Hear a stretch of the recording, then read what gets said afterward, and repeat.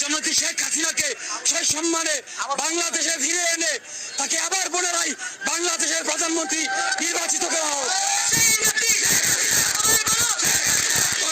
এই মুহূর্তে দরকার শেখ হাসিনার সরকার। সমন্বয়কদের বিরুদ্ধে কঠোর আন্দোলন শুরু করেছে সাধারণ শিক্ষার্থীরা।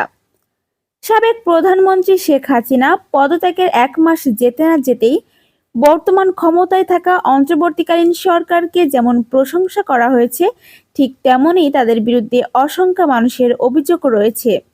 এর মধ্যে সবথেকে বড় অভিযোগ হলো দেশের জায়গার নাম পরিবর্তন করা, এমনকি শিক্ষকদের জোর করে পদত্যাগ করানো। এবার সমন্বয়ক ও উপদেষ্টাদের স্বৈরাচারিতার বিরুদ্ধে শিক্ষার্থীরা আন্দোলনে নেমেছে।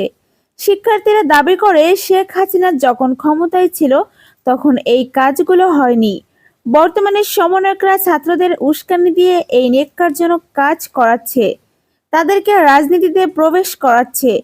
আর সমন্বয়কদের এরকম কর্মকাণ্ডে প্রশাসন কোনো পদক্ষেপ নিচ্ছে না। এই কারণে সমন্বয়ক ও উপদেষ্টাদের পদত্যাগ করানোর জন্য আন্দোলন করতেছে শিক্ষার্থীরা। তারা শেখ হাসিনাকে আবার প্রধানমন্ত্রী হিসেবে দেখতে চায়। প্রিয় দর্শক, তাদের এই বক্তব্যের প্রেক্ষিতে আপনার মতামত কি অবশ্যই কমেন্ট করে জানাবেন। শেখ হাসিনা ক্ষমতায় থাকতে মাস পর 10 কেজি চাল বেলো পাইছে, এখন 2 কেজি দিয়েও কেউ ঠেঙ্গাবে না। হ্যাঁ, তারপরে আমার বউ গর্ভবতী হইলে টাকা পাইছি 40 থেকে 50 হাজার টাকা পাইছি। বাচ্চা হওয়ার সময় 40 থেকে 50 হাজার টাকা পাইছি। আগে ভালো ছিল, এখন এই অবস্থায় মনে করেন 1000-1200 টাকা জমা রাখছি, তাতে মনে করেন সারাদিনে 300-400 টাকা আমরা ভাড়া মারি, গাড়ি জমা আছে, খাওয়া খরচ আছে, আমাদের সংসারই তো চলে না, অচল। আমরা অভাবের লোক, আমরা এখানে আসে গাড়ি চালাই।